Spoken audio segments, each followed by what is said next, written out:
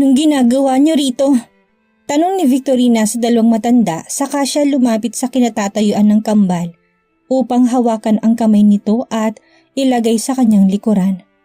Hindi kayo gustong makausap ni Victoria. Umuwi na lang kayo. Hindi lang naman siya ang gusto naming kausapin. Ani Lola Emilia saka tumingin sa asawa bago muling ibalik ang tingin sa kambal. Gusto namin kayong makausap na dalawa. Wala tayong dapat na pag-usapan. Matigas na sambit ni Victorina. Humigpit ang kapit sa kamay ni Victoria nang maramdaman ang kagustuhan nitong lapitan ang dalawang matanda. Wala kami sasabihin sa inyo. Umalis na lang kayo. Hindi nagawang ituloy ni Victorina ang balak na sabihin nang makita ang pagluhod ni Lola Emilia na sinundan ni Lolo Mario. Humihingi kami ng kapatawaran sa ginawa namin, saad ni Lolo Mario. Pilit pinipigilan ang luha subalit mababakas ang nginig sa boses nito. Alam kong hindi sapat ang paghingi namin ng tawad at pagluhod sa harap niyo. Pero labis kaming nagsisisi sa hindi pagsasabi ng buong katotohanan sa iyo, Victoria. Natatakot akong iwan mo kami kapag nalaman mo ang tungkol sa mama mo. Kaya pinili kong hindi sabihin ng totoo sa iyo. Pagpapatuloy ni Lola Emilia. Nawalan ako ng anak sa isang iglap. Sobrang sakit sa akin noong mangyari yun. Kaya noong manganak si Malena, itinakas kong isa sa inyo dahil labis akong nangungulila sa uniko iho ko. Alam kong mali ako sa ginawa ko. Pero yun lang ang naisip kong paraan para may maiwan naman sa amin ang dugot laman ni Juan. Para may maiwan sa inyo? Sarkastikong natawa si Victorina. Hindi ba't pinalayas nyo nga si Mama? Pinalayas nyo kami kaya... Dahil alam kong hindi pa rin titigil sa panggugulo ang pamilya ni Malena hanggat hindi umuwi sa kanilang anak nila. Natakot ako sa kaligtasan namin kaya pinili kong paalisin siya para matahimik na rin ang pamilya niya. Paliwanag ni Lola Emilia. Sa kabila ng lumuluhang mata, nagawa niyang titigan ng dalawang apo sa harap niya. Mga apo, patawarin yung lola at lolo niyo. Sobrang laki ng kasalanan namin sa inyo at sa mama niyo. Pero nakahanda akong pagbayaran yun lahat. Unti-unting lumuwag ang kapit ni Victorina sa kamay ng kambal, dahilan upang makawala si Victoria at mabilis na nagtungo sa dalawang matanda at itayo ang mga ito mula sa pagkakaluhod. Pinanood ni Victorina kung paano umiyak ang kanyang kambal habang nakayakap sa dalawang matanda na nagpalaki rito.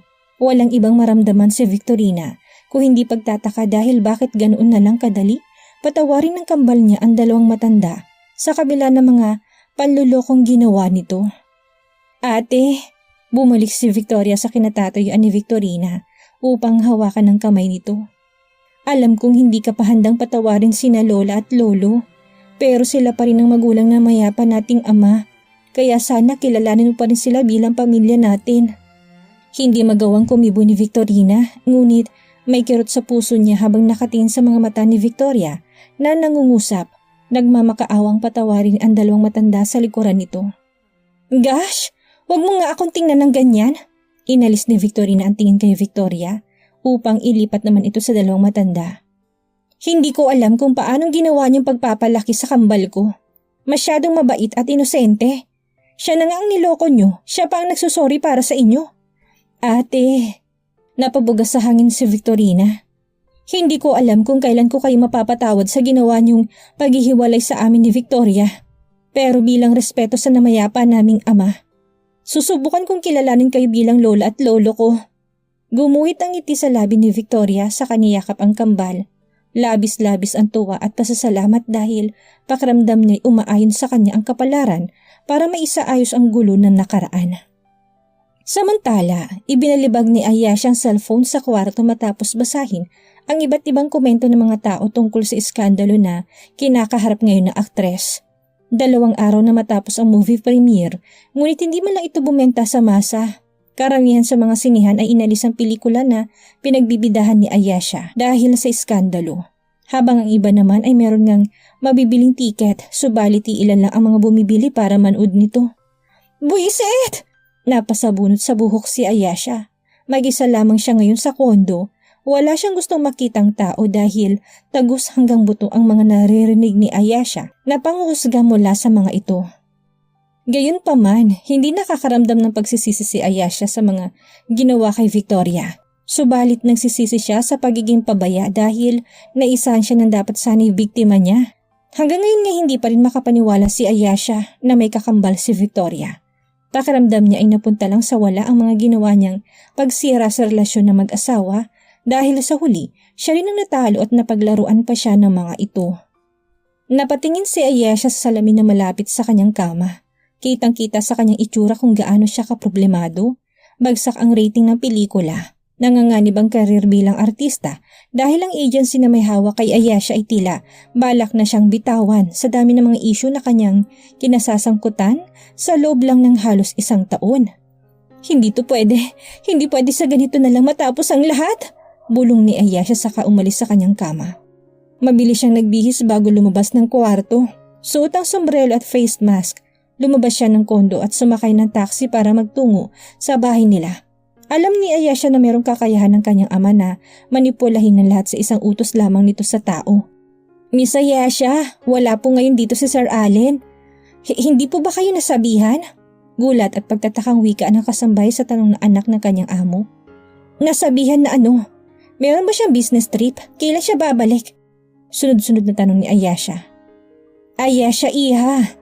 Napatingin si Ayesha sa tumawag sa kanya. Bakit ngayon ka na lang napadalaw dito? Manang, saan ho ba pumunta si Papa? Kailangan ko siya makausap. Kung nasa business trip man siya, kailan ang balik niya? Naka-confine sa ospital ang papa mo. Sa narinig ni Ayesha, tila tumigil rin ang paghinga niya.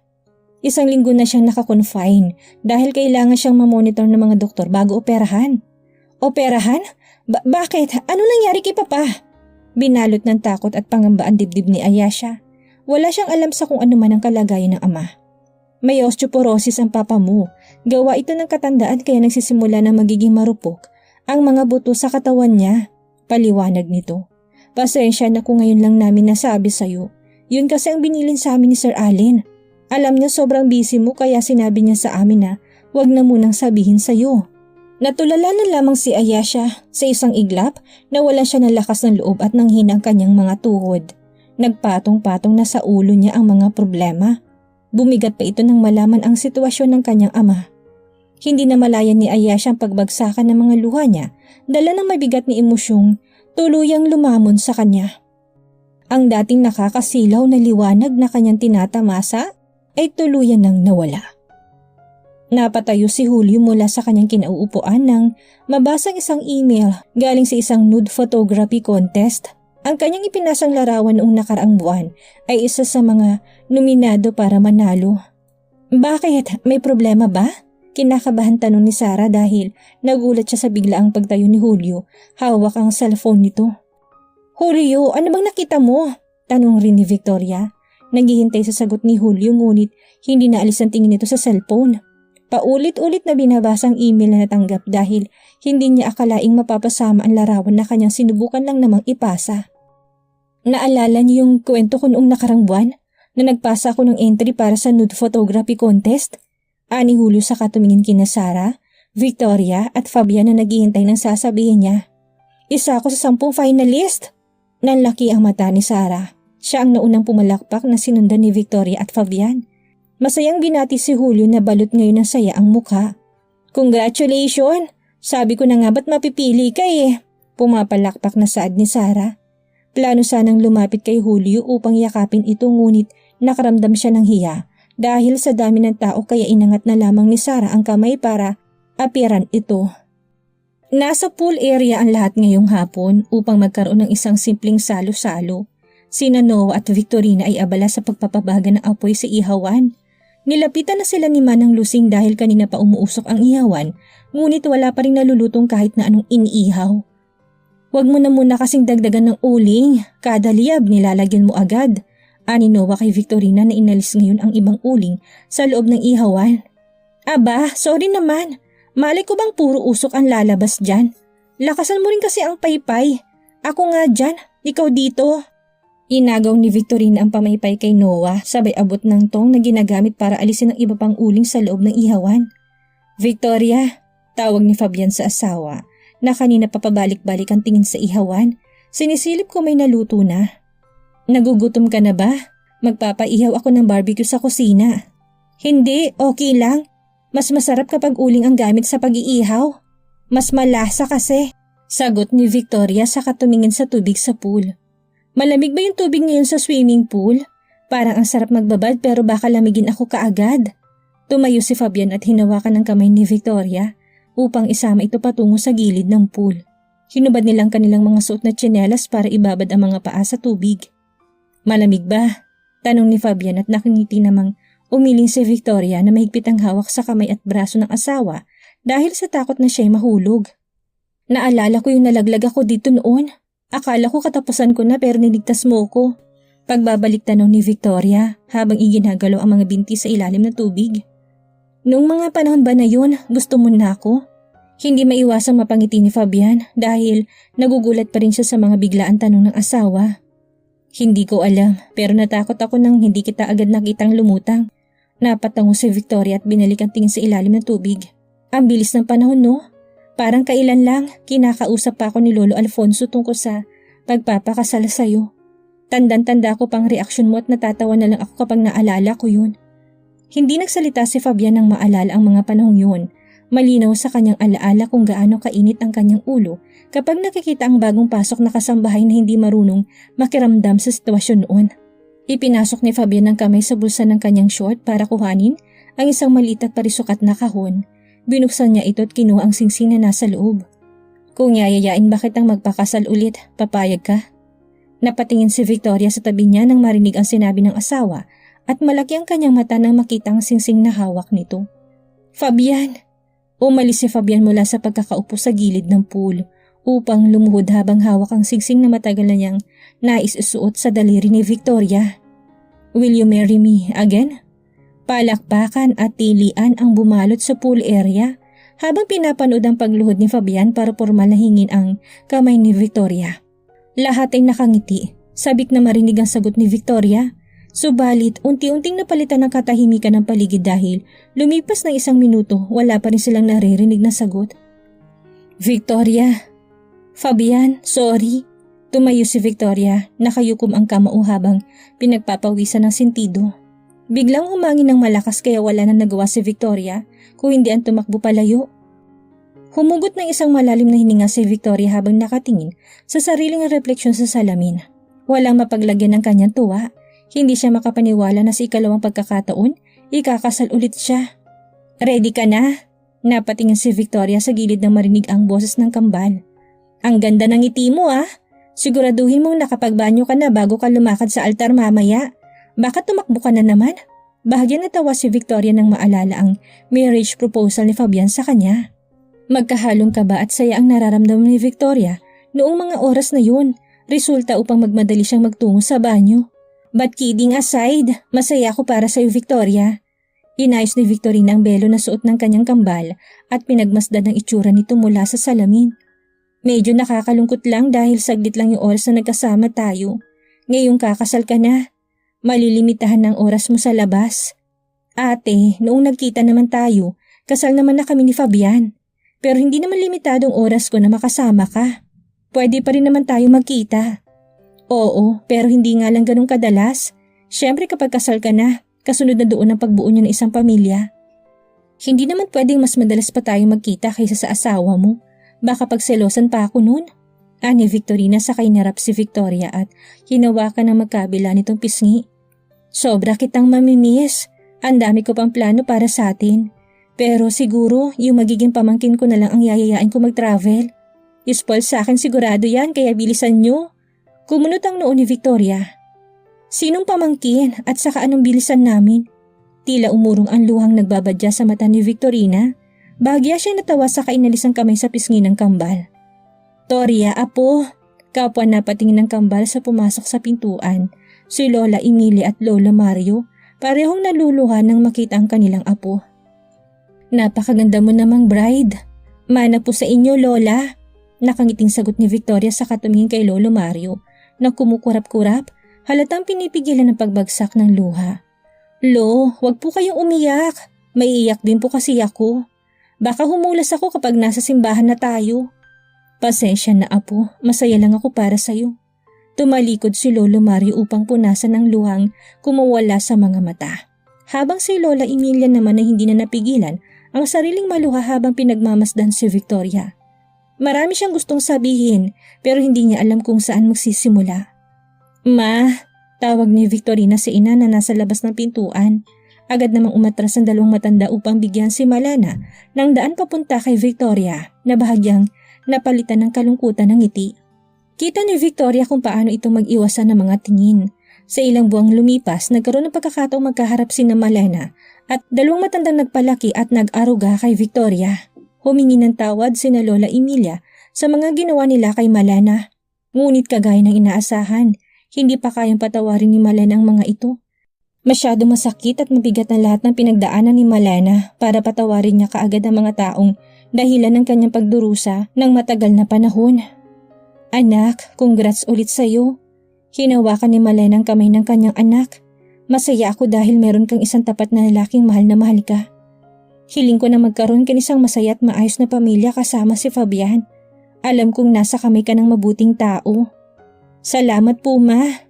Niyakap ni Victoria ang kanyang ina kasabay ng pagtulo ng luha niya. Halo-halong emosyong nararamdaman ni Victoria na kung ikukumpara noong unang kasal niya, wala siyang maramdaman kung hindi ka ba. Ngayon ay labis na tuwa at pagkasabik ang umaapaw na emosyon kay Victoria.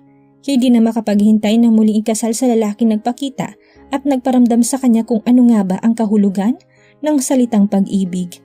Mayat-maya ang tingin ni Fabian sa kanyang suot na relos. May 10 minuto pa bago magsimula ang seremonya. Subalit, sabik na siyang makita si Victoria. Hindi pa dumarating sa simbahan ang sasakyan nito at kung pwede lang na siya na ang sumundo rito, ginawa na yun ni Fabian. Sabik na sabik ang isa dyan, Lolo. Excited yata sa honeymoon nila. Pagpaparinig ni Julio, katabi si Lolo Alfonso na nakaupo sa silya habang hinihintay magsimula ang seremonya. "Huwag na tayong magulat kapag maaga silang umalis sa venue mamaya." Bahagyang natawa si Lolo Alfonso sa kapabirong hinampas sa braso si Julio. "Huwag mong iparinig at baka totohanin ang sinabi mo." Lumingon si Fabian sa likuran upang tingnan ng masama ang kanyang pinsan. "Sabihin mo nga kung bakit ikaw pang kinuha kong best man." "Ako lang naman ang kaibigan mo," sagot ni Julio, saka nagpakawala ng tawa. Subalit, nahinto rin ito kaagad nang makita ang ina na papalapit sa kinatatayuan nila.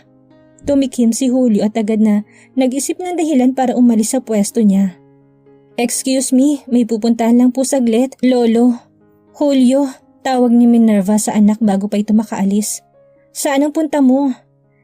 Gagamit lang po ng restroom," kasual na sagot ni Julio. Naghintay kung ano sasabihin ng ina ngunit nanatili ito nakatingin sa kanya. Animoy may gustong sabihin pero hindi alam kung paano gagawin. "May kailangan po ba kayo? Kung wala, aalis na po ako." "Sandali lang." Inangat ni Minerva ang kamay upang iabot kay Julio ang isang black envelope. "Bigayan sa akin ng isang kakilala, baka interesado ka." "Ano po ito?" Takang tanong ni Julio sa katinapunan ng tingin ang ibinigay sa kanyang black envelope. Dala ng kuryosidad, binuksan ito ni Julio at nalaki ang mga mata niya nang mabasang nakasulat sa loob. Isa yung invitation para sa nude photography contest na magaganap sa susunod na buwan. International, so ang mga competitors may mula rin sa iba't ibang bahagi ng bansa. Taas noong paliwanag ni Minerva. "Kung hindi ka naman interesado, bahala ka na kung anong gagawin mo dyan." "Sasali po ako." Nakangiting saad ni Julio, saka itinago sa loob ng bulsa ng suit niya ang envelope. Ito ang unang beses na sali si Julio sa isang contest na sa ibang bansa magaganap, kaya labis ang kanyang pagkasabik at galak. Lalo pat, ang ina mismo nagbigay sa kanya ng imbitasyon. "Salamat po, Ma." Tumikim si Minerva. Lumambot ng bahagyang ekspresyon sa mukha niya ngunit pinanatili niya nakataas ang noo. "You're welcome and good luck." "Attention everyone! Paparating na po ang bride. Bumalik na po sa pila ang lahat dahil mag-start na po ang seremonya ng kasal." Anunsyo na isa sa mga wedding coordinator. Animoy nabuhay ang dugo sa katawan ni Fabian na marinig ang anunsyo. Nagsimulang kumabog ang kanyang dibdib.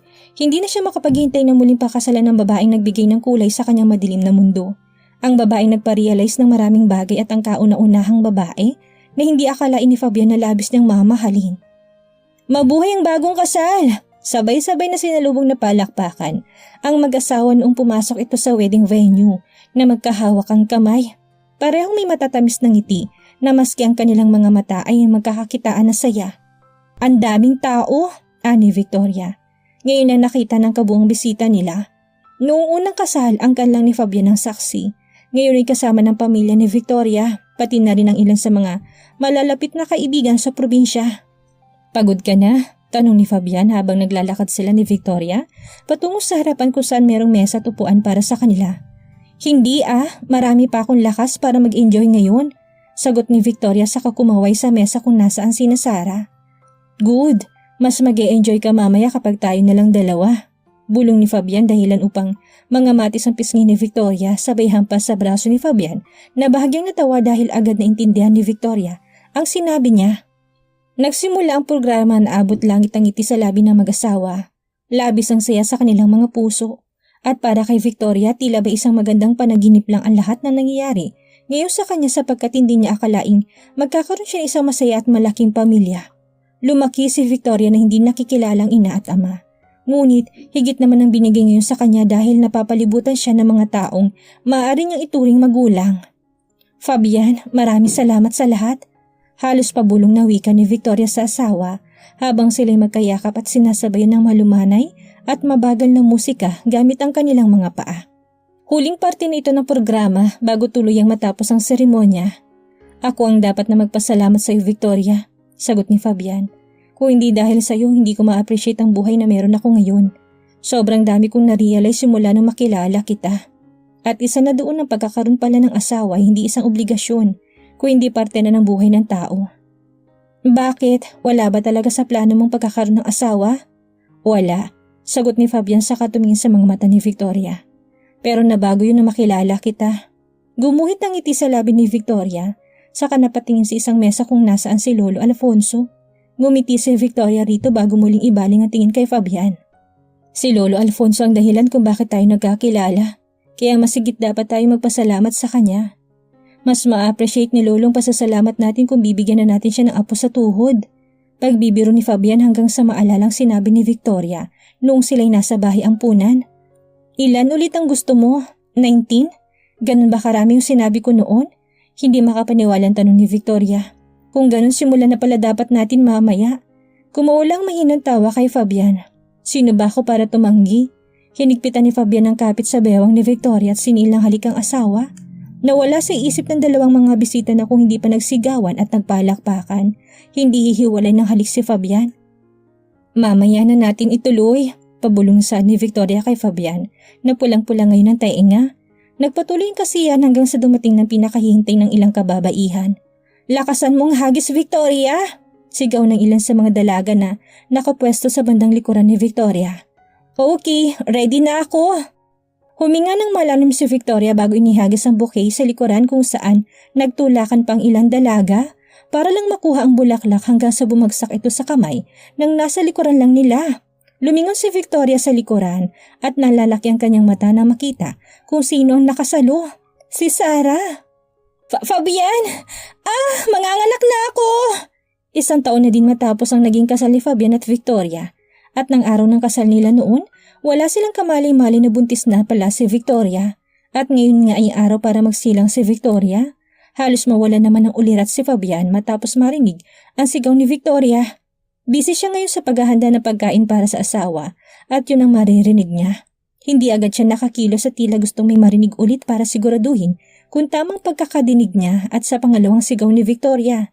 Doon na dali-daling pinuntahan ni Fabian ang asawa. At sa pagbukas niya ng pinto, naabutan niyang nakahiga na si Victoria sa may sahig sa ibaba ng kama. Sinubukan sigurong lumbas ni Victoria pero dahil sa hindi kinayang sakit, napahiga na ito. Diyos ko, Fabian, tutunganga ka na lang ba dyan? Dalahin mo na ako sa ospital. Ang sakit! Mabilis namang kumilos si Fabian at binuhat ang asawa. At sa pagmamadali, tila ba hindi na naalintanan ni Fabian ang bigat ni Victoria. Sobrang laki ng tiyan nito at hindi normal gaya ng sa ibang buntis na babae. Pagbaba ng hagdan, mabilis niyang pinagbukas ang pinto ng bahay at ng sasakyan kay Aling Lusing. Taranta naman ng mga tao sa bahay lalo na si Sarah na hindi magkanda o gaga sa pagsunod hanggang sa sasakyan. Narinig pa ni Sarah sinabi ni Fabian na sumunod sila ng ospital at huwag kalimutang ipaalam kay Don Alfonso ang nangyari. Victoria, wife, hold on. Malapit na tayo. Pagpapakalma ni Fabian sa asawa. Pagdating ng ospital, dali-daling bumaba si Fabian at dinala si Victoria sa emergency room. Kaagad namang inisikaso si Victoria ng ilang nurse at dinala sa isang kwarto. Sumunod na din doon ang doktor. Mr. Del Rosario, hanggang dito na lang po kayo. Bawal po dun sa loob. Pagpigil ng isang nurse na magtangkang sumunod sa loob si Fabian, hindi siya mapakali matapos makita ang mukha ng asawa. Halos namimilipit ito sa sakit. Ilang saglit pa'y nagdatingan na sina Sarah kasama si Julio at si Don Alfonso. Si Manang Lusing ay naiwan sa bahay para ihanda ang kwarto ng baby. Apo, kumalma ka lang. Magiging maayos si Victoria, tapo ko. Ako ang nahihilo sa'yo. Pagpapakalma nandun. Kumalma naman si Fabian at naupo sa isang bakanting upuan sa waiting area.